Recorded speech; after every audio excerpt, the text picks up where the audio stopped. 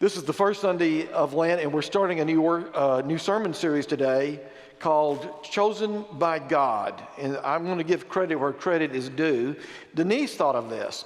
She was reading through Colossians one day, Paul's letter to the Colossians, and she said, look at this.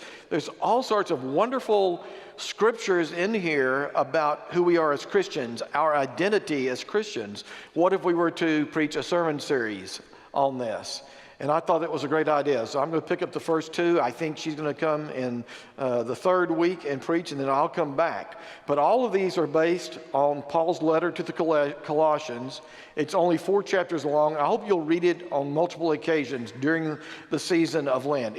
Some of it will be familiar to you. You'll hear the Paul, for instance, that writes to the Corinthians in the first letter, the 13th chapter. You'll hear echoes of some of Paul's best thoughts in Colossians, and we're going to be dealing all through this season about our identity, who we are as Christians. I'm looking forward to this series, and I hope you are as well. So this morning we're going to start in this 3rd chapter, and that's a good place.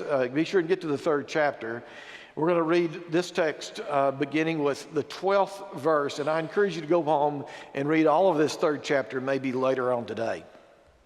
Paul writes these words: "As God's chosen ones, holy and beloved, clothe yourselves with compassion, kindness, humility, meekness, and patience. Bear with one another, and if anyone has a complaint against another, forgive each other. Just as the Lord has forgiven you, so you also must forgive." That's a commandment. You must forgive. "Above all, clothe yourselves with love, which binds everything together in perfect harmony. And let the peace of Christ rule in your hearts, to which indeed you were called in the one body, and be thankful. And let the word of Christ dwell in you richly.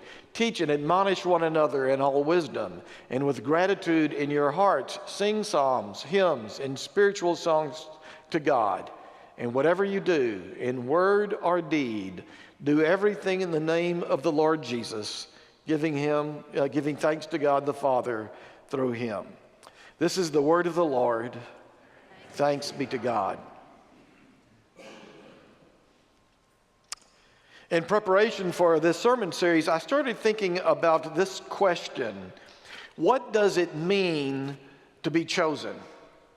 Not what does it mean to be chosen by God, but just what does it mean to be chosen? And when I started thinking about that question, my mind somehow immediately took me back to my childhood. Growing up playing sports in the 50s and 60s in Dallas, Texas. Now, some of you aren't old enough to remember what it was like back then, but some of you are. And you may recall that in Dallas, we had some organized sports. I can remember playing on a Little League baseball team, for instance. I can remember in my grade school, we started playing tackle football in the 7th grade. I can remember doing that. But for the most part, our sports were self-organized, what we used to call sandlot baseball or sandlot football. And you remember how we used to do it. We'd go out at recess at school, or in the summertime, we had a great big field behind our house in where I lived on Sunnyland Lane, and we would decide, for instance, that we were going to play some baseball.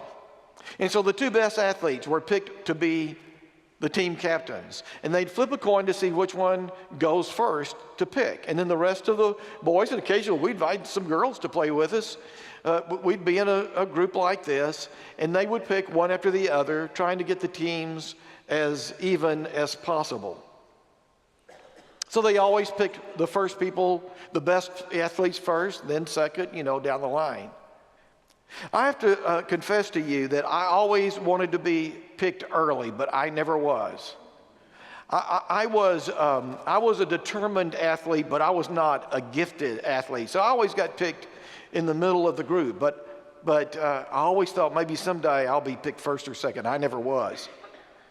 So the advantage of that system was that you always knew where you stood in the eyes of your peers. Maybe you were disappointed, but you knew exactly what others thought of you as a baseball player or a football player or whatever. And of course, that way of doing things continues throughout all of life, I think. At least here in America, we live in a country that honors meritocracy, those who are good at what they do. And so maybe there's an opening at your company, an opportunity to apply for a better job, and a bunch of people apply, but just one gets chosen. Or maybe you're applying for a new job, or you can think of all sorts of ways in which this gets played out. Maybe there's an election at your club or whatever. You can think of the ways in which this gets played out in your own life. And let's admit it, life is not fair. I mean, the truth of the matter is, when I think about my own life, I've gotten all sorts of jobs and recognitions and awards in which honestly I didn't deserve. Probably somebody else deserved them. And sometimes it's the other way around. It goes against us. Sometimes life isn't fair. But one thing about this system is that we always know where we stand in the eyes of others. So this raises a really important question that goes like this. Where do we stand in the eyes of God? Now, that's a question worth pondering, because God does things differently. Where do we stand in the eyes of God? What is it that comes to mind when you think about that particular question? I'll just say to you that I think there are two fundamentally different ways of thinking about it.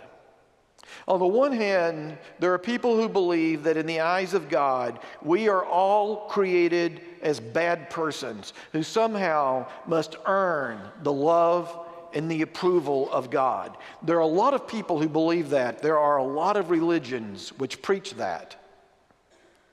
The other approach, and we're clear about who we are, what our theology is in the life of this church, is that we've been created as the children of God. That we've done bad things. We've become flawed human beings because we've made bad decisions through the years. We've allowed our pride or our narcissism to take over. We haven't been as caring and loving of others. We've been too self-centered. We've done things that violate what God would have us do in life and violate the love that we should have for one another. But nevertheless, we see ourselves as fundamentally good people. Those are the two choices you have when you start thinking about the theology of what it means to be chosen by God. That first one, that we are fundamentally bad human beings. Let me say to you that I think that our prisons are full of people who grew up hearing and believing that they are somehow fundamentally bad human beings or flawed. Unfortunately, lots of them went to fundamentalist churches or were raised by fundamentalist parents or grandparents who taught them that whenever they did something bad that they were a child of Satan or belonged to the devil. How do children ever overcome that kind of message? And so we're clear in the life of this church about our theology about this. And the Bible, I think, couldn't be more clear. You open the Bible to the first chapter of Genesis, and it says that God created, and God looked at what was created and said, "This is good. This is good." We look at the second chapter, and we read that when God created the human being, God breathed God's own breath into the human being. We hear the psalmist saying that we were knitted together lovingly in the wombs of our mothers by our Creator God. The message that we were created in the image of God, a little lower than the angels. There couldn't be any message more consistent throughout most of the Bible than that particular message. And we are clear about that's who we are, chosen by God. And so listen to the way in which Paul articulates this notion in this third chapter of Colossians. The beginning phrase, I read it a moment ago, "You are God's chosen ones, holy and beloved." You are God's chosen ones, holy in love. If you think about that, if you'll meditate on that for a while, that can be life-changing. And it's interesting, when I started looking at this, it's interesting, Paul's choice of words that he uses here. For the last 2 Sundays, I've been preaching from the first chapter of the Gospel of Mark. It's a very, very rich chapter, and we're going to integrate some of that both into this sermon and next week's sermon as well. When I started thinking about this, looking at this 3rd chapter of Colossians, Paul's words, you are God's chosen ones, holy and beloved, I started thumbing back to Mark, and I want you to read this passage with me here. The 1st chapter of Mark, the baptism of Jesus. Listen to what is said. In those days, Jesus came from Nazareth of Galilee and was baptized by John in the Jordan. And just as he was coming up out of the water, he saw the heavens torn apart and the Spirit descending like a dove on him. And a voice came from heaven saying, you are my Son, the beloved. With you I am well pleased. Do you suppose that Paul was intentional in the use of those words? That Paul was saying to us, that to you and me, that when we rise from the waters of baptism, God is speaking to us as God spoke to Jesus himself, saying, you are my child, holy and beloved. How do you get more powerful than that?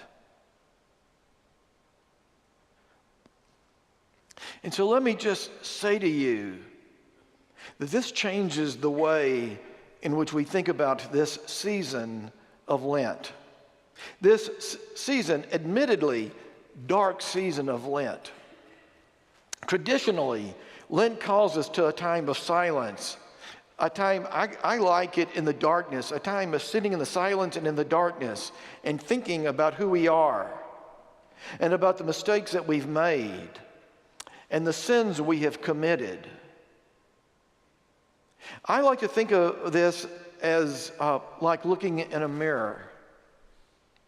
You know, I said this a few weeks ago. I was preaching on David, I think, and I said, you know, you can lie to a lot of people in your life. You can lie to your wife or your husband. You can lie to your preacher. You can lie to your banker or your accountant. But when you start lying to the person that you see in the mirror, then you're in trouble. And so let me give you a way of thinking about the season of Lent. It is a time when in the quietness and the darkness and the silence, we look at ourselves in the mirror as honestly as we possibly can. And we acknowledge the pridefulness and the self-centeredness that has driven us from God and from others. And we think about the sins of commission and omission, the ways in which we have wronged other persons. We think about our narcissism, the ways in which we oftentimes live as if God doesn't have any impact on our lives at all. That's the way we've always thought about the season of Lent, and that's the way we should start thinking about the season of Lent today. But let me suggest that we go one step further, that we look into that mirror long enough that it becomes a time not just of penitence, but a time of discovery. That we continue to look into that mirror until once we are past our self-centeredness and our sins and the flaws of our decisions, we finally see the person that God made us to be. We look in that mirror and we see the child of God. We look long enough into that mirror until we see that we are the chosen ones, rising from the waters of baptism. Holy and love